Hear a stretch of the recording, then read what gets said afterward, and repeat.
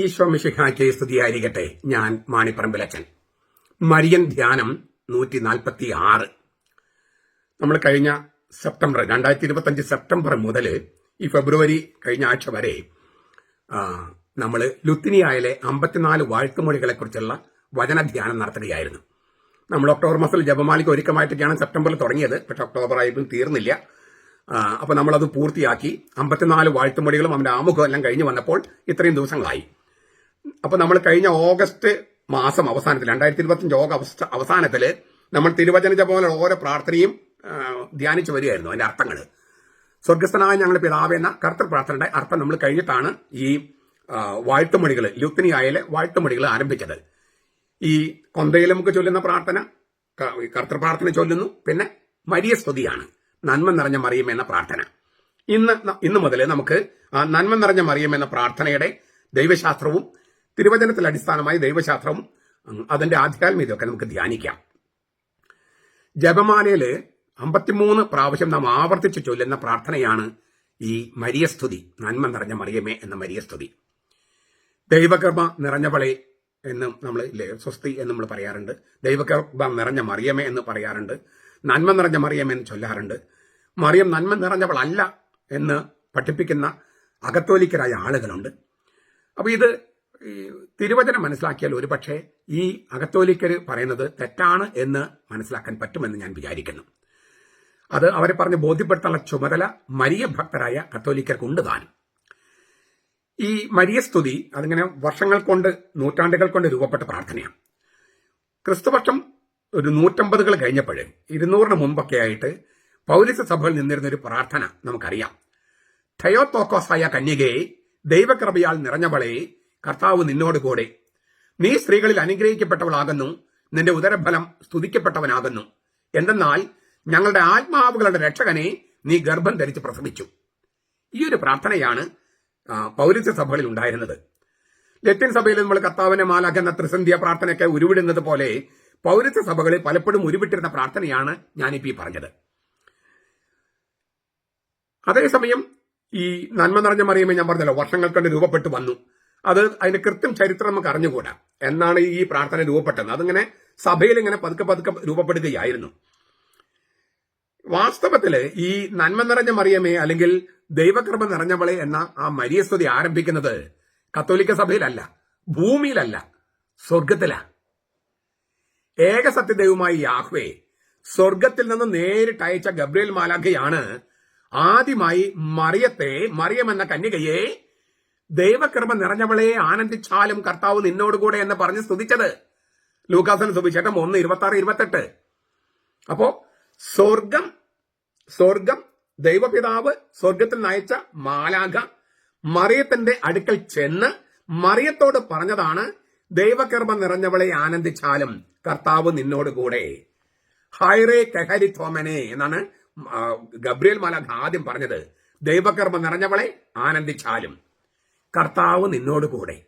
ഈ വചനം എടുത്തിട്ടാണ് നമ്മുടെ മരിയസ്തുതി വചനം, തിരുവചനം. ലൂക്കാസിന്റെ സുവിശേഷം 1:28. ഗബ്രിയേൽ മാലാഖ മറിയത്തെ ആദ്യം മറിയമേ എന്നല്ല വിളിച്ചത്, ദൈവകൃപ നിറഞ്ഞവളെ ആനന്ദിച്ചാലും എന്നാണ്. ഹൈറേ കഹരി തോമനെ. അപ്പോ മറിയം എന്ന വാക്ക് ഉച്ചരിക്കുന്നതിന് മുൻപ് അവളെ ആനന്ദിച്ചാലും ദൈവകൃപ നിറഞ്ഞവളെ ഹൈറേ കഹരി തോമനെ എന്ന് ഗബ്രിയേൽ മാലാഖ പറഞ്ഞു. അതുകൊണ്ട് തന്നെയാണ് നമ്മളും മരിയസ്തുതിയില് നന്മ നിറഞ്ഞ മറിയമേ, നന്മ നിറഞ്ഞ മറിയമേ സ്വസ്തി, ആനന്ദിച്ചാലും എന്നതിന് പകരമാണ് നമ്മൾ സ്വസ്തി. നമുക്ക് പിന്നീട് ധ്യാനിക്കാം. അപ്പോൾ ഗബ്രിയേൽ മാലാഖ ആദ്യം മറിയത്തെ മറിയമെന്ന് വിളിക്കാതെ ദൈവകൃപ നിറഞ്ഞവളെ, നന്മ നിറഞ്ഞവളെ എന്ന് പറഞ്ഞതുകൊണ്ടാണ് മരിയസ്തുതിയിൽ അങ്ങനെ തന്നെ നമ്മൾ ചെയ്യുന്നത്. ബൈബിളിലെ ഒരാളുടെ പേര് വിളിക്കാതെ ശീർഷകം അഥവാ പദവിനാമം ഉപയോഗിച്ച് അഭിവാദ്യം ചെയ്യുന്ന ബൈബിളിലെ ഏക രംഗമാണിത്. അതിനാൽ തന്നെ ഇത് അതുല്യമാണ്, അനന്യമാണ്, അദ്വിതീയമാണ്, ഇതപര്യന്തം ഉണ്ടാകാത്തതാണ്. മറിയത്തിന്റെ പേര് മാറ്റുകയാണ് ഗബ്രിയേൽ മാലാഖ, ദൈവം അയച്ച സ്വർഗത്തിൽ നിന്ന് വന്ന ഗബ്രിയേൽ മാലാഖ. അതായത് മറിയം ഇനി വെറും മറിയമല്ല, ദൈവകൃപ നിറഞ്ഞവളാണ്. ഗബ്രിയേൽ മാലാഖ മറിയമേ എന്ന് വിളിക്കുന്നതിന് മുമ്പ് ദൈവകൃപ നിറഞ്ഞവളെ എന്ന് പറഞ്ഞതിനാൽ സഭയും ദൈവകൃപ നിറഞ്ഞ മറിയമേ എന്നാണ് ചൊല്ലുന്നത്. ദൈവകൃപ നിറഞ്ഞവളെ എന്നാണ് തുടക്കത്തില്, മറിയം എന്ന് പിന്നീടാണ്. മറിയം എന്ന വാക്ക് ഗബ്രിയേൽ മാലാഖ പറയുന്നുണ്ട്. രണ്ടാമത് തുടക്കത്തിൽ പറഞ്ഞില്ല, പിന്നീട് പറഞ്ഞു. നമ്മളും പ്രാർത്ഥനയിൽ അങ്ങനെ തന്നെ ചെയ്യുന്നു. തുടക്കത്തിൽ ദൈവകൃപ നിറഞ്ഞവളെ എന്നും പിന്നെ മറിയം എന്നും പറയുന്നു. അതായത് സ്വർഗം എങ്ങനെ നമ്മളെ പഠിപ്പിച്ചുവോ, സ്വർഗം എങ്ങനെ വെളിപ്പെടുത്തിയോ അതിനോട് ചേർന്ന്, സ്വർഗത്തോട് ചേർന്ന്, സ്വർഗത്തിലെ മാലാഖയോട് ചേർന്ന് മറിയത്തെ സ്തുതിക്കുകയാണ് മരിയസ്തുതി. ഇതിനേക്കാൾ ഗംഭീരമായ ഒരു പ്രാർത്ഥനയുണ്ടോ? പെന്തക്കോസ്തക്കാരെ, യഹോവ സാക്ഷികളെ, ഈ ക്രിസ്റ്റാഡൽഫിയൻസ്, പിന്നെ ബോണഗൻ ക്രിസ്ത്യൻസ്, പ്രൊട്ടസ്റ്റന്റുകാരെ, നിങ്ങളിതൊന്ന് തുറന്ന ഹൃദയത്തോടൊന്ന് പരിശോധിക്കണേ. സ്വർഗം മറിയത്തെ വിളിച്ച ആ വചനമാണ് നമ്മുടെ പ്രാർത്ഥനയായിട്ട് ചൊല്ലുന്നത്. സ്വർഗത്തോട് ചേർന്ന്, മാലാഖമാരെ ചേർന്ന് മറിയത്തെ അങ്ങനെ ചെയ്യണ്ടേ? സ്വർഗം അങ്ങനെ വിളിച്ചെങ്കിൽ, ദൈവം അങ്ങനെ വിളിച്ചെങ്കിൽ, മാലാഖമാരങ്ങനെ വിളിച്ചെങ്കിൽ നമ്മളെ മാലാഖമാരുടെയും സ്വർഗത്തോടും ചേർന്ന് മറിയത്തെ സ്തുതിക്കണ്ടേ? എന്താ നിങ്ങളിങ്ങനെ മറിയത്തെ മോശമായിട്ട് അവതരിപ്പിക്കണേ? ക്രിസ്തുവർഷം 352 ഡമാസുസ് മാപ്പാപ്പ വിശുദ്ധ ജെറോമിനോട് സുവിശേഷങ്ങളുടെ പുതിയൊരു ലത്തീൻ തർജ്ജമ തയ്യാറാക്കാൻ ആവശ്യപ്പെട്ടു. 2 സംവത്സരങ്ങൾ കൊണ്ടാണ് വിശുദ്ധ ജെറോം അത് ചെയ്തത്. പിന്നെ മറ്റുള്ള പുസ്തകങ്ങളുടെയും തർജ്ജമ തയ്യാറാക്കി ക്രിസ്തുവർഷം 419 മുമ്പ് അത് പ്രസാദനം ചെയ്തു. ആ വിശുദ്ധ ജെറോം തയ്യാറാക്കിയ ബൈബിൾ തർജ്ജമയ്ക്കാണ് വുൾഗാത്ത എന്ന് പറയുന്നത്. സാധാരണക്കാരന്റെ ഭാഷയിൽ എന്നാണ് ആ വാക്കിനർത്ഥം, വുൾഗാത്ത. ഈ ലത്തീൻ പരിഭാഷയിൽ വിശുദ്ധ ജെറോം ഗബ്രിയേൽ മാലാഖ മറിയത്തെ സംബന്ധി ചെയ്ത ആ വചനം തർജ്ജമ ചെയ്തത് ആവേ മരിയ എന്നാണ്. Ave Maria Grazia പ്ലാന. Ave Maria Grazia പ്ലാന. കൃപ നിറഞ്ഞ മറിയമേ സ്വസ്തി. കൃപ നിറഞ്ഞ മറിയം, ഗ്രാസിയ പ്ലാന, കൃപ നിറഞ്ഞവൾ. തീർച്ചയായിട്ടും ഇത് ഗ്രീക്കിലുള്ള, ഗബ്രിയേൽ മാലാഖ മറിയത്തോട് പറഞ്ഞത് ഗ്രീക്കിലാണ്. മറിയം താമസിച്ചതും യവനവൽക്കരിക്കപ്പെട്ട നസറത്തിലാണ്. അപ്പോൾ ഗ്രീക്ക് സംസാരിക്കുന്ന ഒരു പ്രദേശത്താണ് മറിയം താമസിക്കുന്നത്, നസറത്തില്. അവിടെ ഗ്രീക്ക് ഭാഷയിലാണ് ഗബ്രിയേൽ മാലാഖ മറിയത്തോട് സംസാരിക്കുന്നത്. അപ്പോൾ അവിടെ പറഞ്ഞിരിക്കുന്നത് ഈ ഗ്രീക്കില് ഹൈറെ കെഹരിത്തോമനെ, ആ തിരുവചനത്തോട് കൂറ് പുലർത്തുന്ന ഒരു തർജ്ജമ തന്നെയാണ് ഗ്രാസിയ പ്ലാന, നന്മ നിറഞ്ഞ മറിയമേ എന്നുള്ളത്, കൃപ നിറഞ്ഞ മറിയമേ എന്നുള്ളത്. എങ്കിലും ആ അർത്ഥമാണ് ഗബ്രിയേൽ ഉദ്ദേശിച്ചിരുന്നതെങ്കിൽ, കൃപ നിറഞ്ഞ മറിയമേ അല്ലെങ്കിൽ നന്മ നിറഞ്ഞ മറിയമേ എന്നാണ് ഗബ്രിയേൽ മാലാഖ ഉദ്ദേശിച്ചിരുന്നതെങ്കിൽ, ഗ്രീക്കില് കെഹരിത്തോമനെ എന്നല്ല ഉപയോഗിക്കുമായിരുന്നേ, പ്ലേരേസ് ഹാരിത്തോസ് എന്നാണ്. കെഹരിത്തോമനെ എന്നല്ല. ഗബ്രിയേൽ മാലാഖ ഉപയോഗിച്ചിരിക്കുന്നത് കെഹരിത്തോമനെയാണ്. കൃപ നിറഞ്ഞവൾ, നന്മ നിറഞ്ഞവൾ എന്നൊക്കെയാണ് ഗബ്രിയേൽ മാലാഖ ഉദ്ദേശിച്ചിരുന്നതെങ്കിൽ പ്ലേരേസ് ഹാരിത്തോസ് എന്ന് ഉപയോഗിച്ചേനെ. കാരണം എസ്തപ്പാനോസിനെ കൃപ നിറഞ്ഞവൻ എന്ന് വിശേഷിപ്പിക്കുന്നുണ്ട്, പ്ലേരസ് ഹാരിത്തോസ് വിശേഷിപ്പിക്കുന്നുണ്ട് സ്ലീഹന്മാർ നടപടി 6:8.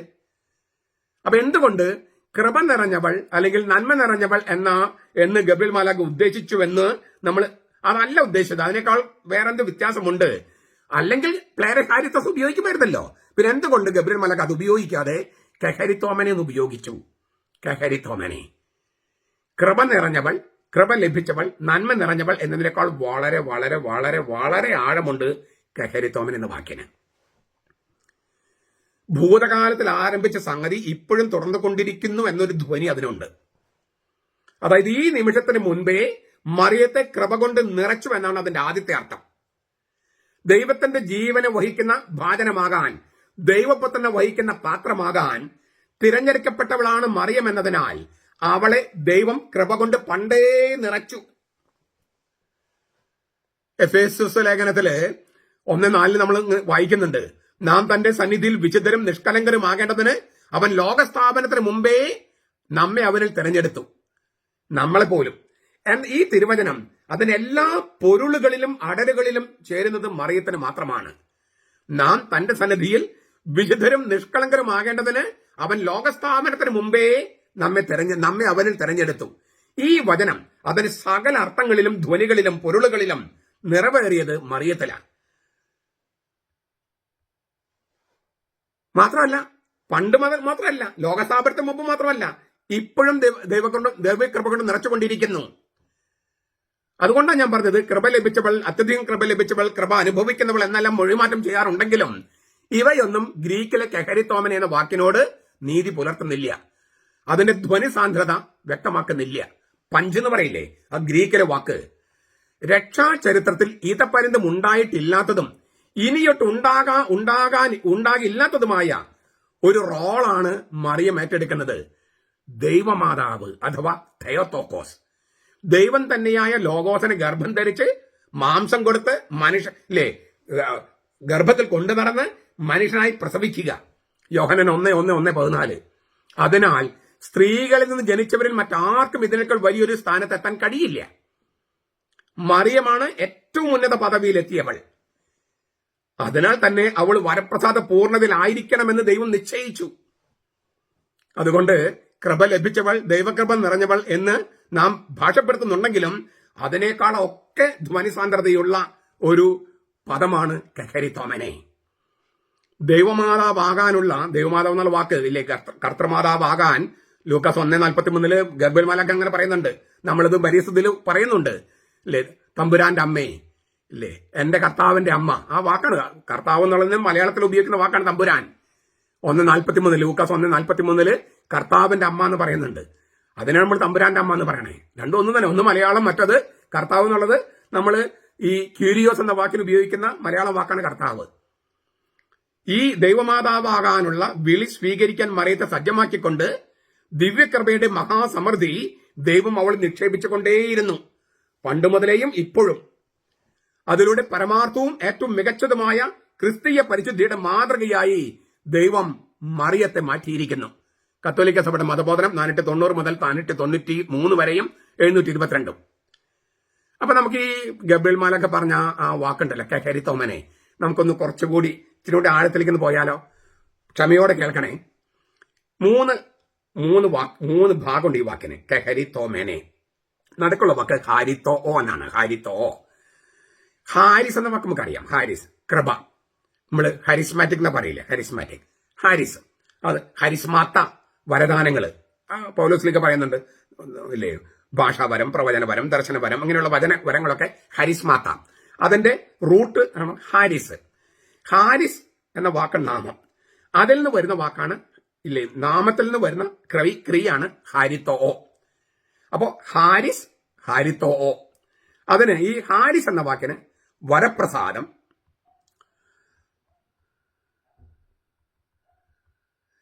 കൃപ, നന്മ, പ്രീതി, പ്രസാദം എന്നൊക്കെ അർത്ഥമുണ്ട്. ഹാരിസ് എന്ന വാക്കിന് നന്മ എന്ന അർത്ഥമുണ്ട്, പ്രീതി എന്ന അർത്ഥമുണ്ട്, പ്രസാദം എന്ന അർത്ഥമുണ്ട്, ദൈവകൃപ എന്ന അർത്ഥമുണ്ട്, കൃപ എന്ന അർത്ഥമുണ്ട്, വരപ്രസാദം എന്ന അർത്ഥമുണ്ട്.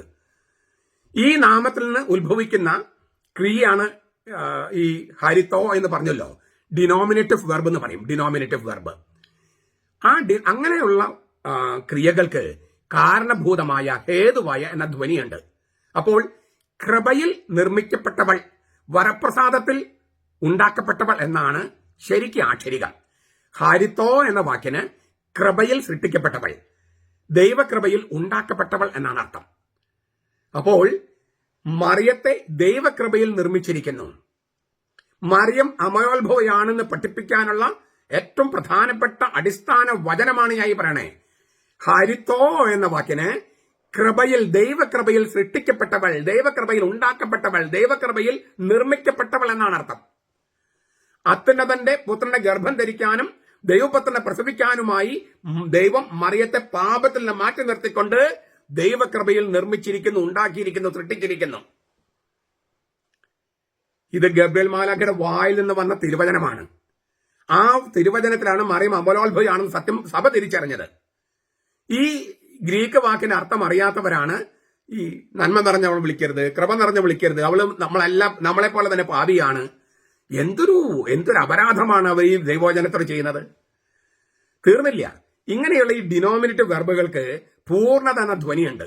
നിങ്ങൾ ഗ്രാമർ പഠിച്ചു നോക്കിക്കോളൂ. നാമത്തിൽ നിന്ന് ഉത്ഭവിക്കുന്ന ഇത്തരം ക്രിയകൾക്ക് അങ്ങനെയുണ്ട്. അപ്പോൾ മറിയത്തിൽ പണ്ട് മുതലേ വലിയ കൃപ ചൊരിഞ്ഞുകൊണ്ടേ ഇരിക്കുകയും ദൈവകൃപയുടെ പൂർണ്ണതയിൽ അവളെ നിലനിർത്തുകയും ചെയ്യുന്നതാണ് ഹാരിത്തോ എന്ന വാക്കിനർത്ഥം. ഇതാണ് കെഹരിത്തോമനയിലെ നടുവിലത്തെ വാക്ക്. ഇനി അതിന് മുൻപ് കെഹരിത്തോമന എന്നാണല്ലോ, കെ എന്നൊരു വാക്കുണ്ട്. കെ എന്ന് പറഞ്ഞാൽ അത് പെർഫെക്റ്റ് ടെൻസിനെ സൂചിപ്പിക്കുന്നതാണ്. അതായത് ഭൂതകാലത്ത് സംഭവിച്ചത്, ഭൂതകാലത്തിൽ സംഭവിച്ച കാര്യമാണ് ഈ കെ എന്ന വാക്കുകൊണ്ട് ഉദ്ദേശിക്കുന്നത്. അപ്പോൾ മറിയത്തെ ദൈവകൃപയിൽ നിർമ്മിച്ചതും പൂർണ്ണതയിലാക്കിയതും ഭൂതകാലത്താണ്, ഇപ്പോഴല്ല. പണ്ട് മുതലേ, ലോകാരംഭം മുതലേ തെരഞ്ഞെടുത്ത് നമ്മളെ തെരഞ്ഞെടുത്തു പറയണോ? അപ്പൊ മറിയത്തെയോ? അപ്പോ മറിയത്തെ ദൈവകൃപയിൽ നിർമ്മിച്ചതും ഉണ്ടാക്കിയതും പൂർണ്ണതയിൽ നിലനിർത്തുന്നതും ഭൂതകാലത്ത് തുടങ്ങിയതാ, പണ്ട് മുതലേ തുടങ്ങിയതാ. അപ്പോ കെ ഹാരിത്തോ. ഇനി അവന്റെ അവസാനം മെനെ, ഹരിത്തോമനെ എന്ന വാക്കിൽ കെ നമ്മൾ കണ്ടു കഴിഞ്ഞു, ഹരിത്തോ കണ്ടു കഴിഞ്ഞു, മെനെ. മെനെ എന്നാൽ പാർട്ടിസിപ്പിൾ ആണ്.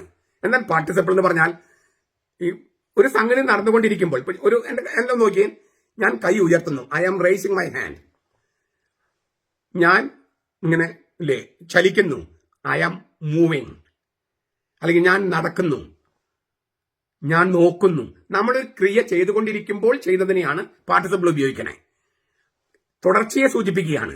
അപ്പൊ മേനെ എന്ന് പറഞ്ഞാൽ ഇപ്പോഴും അത് തുറന്നുകൊണ്ടിരിക്കുന്നു, ഇപ്പോഴും തുറന്നുകൊണ്ടിരിക്കുന്നു.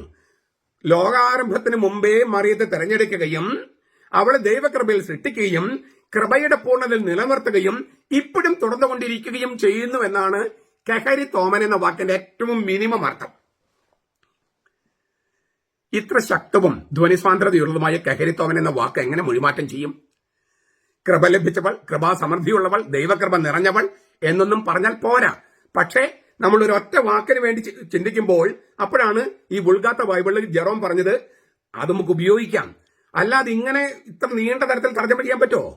ലോകാരംഭം മുതൽ ദൈവകൃപയിൽ മറിയത്തെ സൃഷ്ടിക്കുകയും ദൈവകൃപയുടെ പൂർണ്ണതയിൽ അവളെ നിലനിർത്തുകയും ഇപ്പോഴും ദൈവകൃപയിൽ നിറച്ചുകൊണ്ടിരിക്കുകയും ചെയ്യുന്നവളെ എന്ന് നമുക്കൊരു പ്രാർത്ഥനയിൽ ഉപയോഗിക്കാൻ പറ്റില്ലല്ലോ. ഇതാണ് അർത്ഥം. അപ്പൊ അതുകൊണ്ട് ദൈവകൃപ നിറഞ്ഞവൾ അല്ലെങ്കിൽ നന്മ നിറഞ്ഞവൾ, ആ വാക്കിന് ഹാരിത്തോ എന്ന വാക്കിന് ഹാരിസ് എന്ന വാക്കിന് നന്മ എന്ന അർത്ഥമുണ്ട്. അപ്പോൾ അങ്ങനെ നമ്മൾ ഈ വുൾഗാത്ത ബൈബിളിലെ ആ ജെറോം ഉപയോഗിച്ച വാക്ക് തന്നെ ഉപയോഗിച്ച് മറിയത്തെ വിളിക്കുന്നു. പക്ഷെ അതിനേക്കാൾ ആഴമുണ്ടെന്നാണ് ഞാൻ പറഞ്ഞതിന്റെ അർത്ഥം. ലോകാരംഭം മുതൽ വരപ്രസാദത്തിന്റെയും വിശുദ്ധിയുടെയും കാര്യത്തിൽ പൂർണ്ണതയുള്ളവളും എല്ലാവരിലും ഉപരിയായി ഉയർത്തപ്പെട്ടവളുമാണ് മറിയം. പണ്ട് മുതലേ തുടങ്ങിയതും ഇപ്പോൾ തുടരുന്നതും ഇനിയും ഭാവിയിൽ തുറന്നുകൊണ്ടിരിക്കുന്നതുമായ സംഗതിയാണ് മറിയത്തിലുള്ള ദൈവകൃപ അഥവാ വരപ്രസാദം. ദൈവത്തിന്റെ കൃപയും നന്മയും പ്രസാദവും പണ്ട് മുതലേ ലക്ഷ്യമിട്ടതും ഇപ്പോൾ ലക്ഷ്യമിടുന്നതും ഭാവിയിലും ഒഴുകിക്കൊണ്ടിരിക്കുന്നതും ഒരൊറ്റ ആളിലേക്കാണ്. ആ ആള് മറിയമാണ്. അത്യുന്നതന്റെ പുത്രനും മിശിഹായും കർത്താവുമായ യേശുവിന്റെ അമ്മയാകാൻ, തെയോത്തോക്കോസ് ആകാൻ, ദൈവമാതാവാകാൻ മറിയത്തെ തെരഞ്ഞെടുത്തതുകൊണ്ട് ദൈവത്തിന്റെ കൃപയുടെ സമ്പൂർണത കുത്തി ഒഴുകുന്നത് അവളെ ലക്ഷ്യം വെച്ച് തന്നെ ആകണ്ടേ? അങ്ങനെ ആയി. ദൈവകൃപയുടെ അതിബാഹുല്യത്താൽ നിറഞ്ഞു തുളുമ്പുന്നവളെ എന്ന് നമുക്ക് വേണേൽ തർജ്ജമ ചെയ്യാം. ദൈവകൃപയുടെ അതിബാഹുല്യത്താൽ നിറഞ്ഞു തുളുമ്പുന്നവളെ സ്വസ്തി. ഇനി ഒരു പരിഭാഷയ്ക്ക് പ്രാർത്ഥന ഉണ്ടാകണമെങ്കിൽ അങ്ങനെയാണ് ഉണ്ടാകേണ്ടത്. ഇതാണ് ഗബ്രിയേൽ മാലാഖ മറിയത്തെ വിളിക്കുന്നത്, ദൈവം അയച്ച മാലാഖ. അപ്പൊ ഇത് ദൈവം പറയുന്നതാണല്ലോ, ഇത് ദൈവവചനവുമാണ്. അതിൽ തന്നെ നാം ഗൗരവമായി സ്വീകരിക്കണ്ടേ? അപ്പോൾ മറിയത്തെ ഒരൊറ്റ വാക്യം കൊണ്ട് ചിത്രീകരിക്കാമെങ്കിൽ അത് ഇതാണ്: എല്ലാം കൃപയാണ്. മറിയും ജോസഫും അവരുടെ കുടുംബങ്ങളും നിശ്ചയിച്ചുറപ്പിച്ച കല്യാണവും കുടുംബജീവിതവും എല്ലാം താറുമാറാക്കപ്പെട്ടും തോന്നിച്ചെങ്കിലും അവളുടെ ജീവിതം മുഴുവൻ നിർവൃതിയും സമ്പന്നതയുമായിരുന്നു. ക്രിസ്തുധർമ്മ പ്രവേശിക 368 ബെനഡിക്ട് മാർപ്പാപ്പ പറയുന്നതാണ്. കാരണം അവളിലെല്ലാം കൃപയായിരുന്നു, അവൾ മുഴുവനായും കൃപയായിരുന്നു. ക്രിസ്തുവിന്റെ മാത്രമാണ് രക്ഷ എന്ന സത്യത്തെ അവൾ വെല്ലുവിളിക്കുകയോ അപകടപ്പെടുത്തുകയോ അല്ല, അതിലേക്ക് വിരൽ ചൂണ്ടുകയാണ് മറിയം ചെയ്യുന്നത്. ക്രിസ്തു ധർമ്മ പ്രവേശിക 368 ബെനഡിക്ട് മാർപ്പാപ്പയുടെ വാക്കുകളാണ്. അവൾ അമലോത്ഭവയാണ് എന്ന് വിചാരിച്ചിട്ട് രക്ഷകൻ ആവശ്യമില്ലെന്ന് ഒരിക്കലും സഭ പഠിപ്പിച്ചിട്ടില്ല. ക്രിസ്തു തന്നെയാണ് മറിയത്തിന്റെ രക്ഷകൻ. അവൾ തന്നെ പറയുന്നുണ്ട്, രക്ഷകനാധിപത്യത്തിൽ ഞാൻ ആനന്ദിക്കുന്നുവെന്ന് മഗ്നിഫിക്കാത്തില്, സ്തോത്രഗീതത്തില്. അവളുടെ കാര്യത്തിൽ രക്ഷ സംഭവിച്ചത് അവളെ ദൈവകൃപയിൽ നിർമ്മിച്ചുകൊണ്ടാണ്, അമലോത്ഭവിയായി സൃഷ്ടിച്ചുകൊണ്ടാണ്. അവളുടെ കാര്യത്തിൽ രക്ഷ സംഭവിച്ചത് അവള് ഈ ഭൂമിയിൽ ഉരുവായ ആദ്യ നിമിഷം തൊട്ടാണ്. അതാണ് എന്റെ. അപ്പൊ ശരിക്കും രക്ഷിക്കപ്പെട്ടവള് മറിയമാണ്. പക്ഷെ രക്ഷിക്കപ്പെട്ടത് എങ്ങനെയാണ്? അമലോത്ഭവിയായി സൃഷ്ടിക്കപ്പെട്ടുകൊണ്ട്. ഇത് ദൈവം അവൾ ചെയ്ത ഏറ്റവും വലിയ കൃപയാണ്.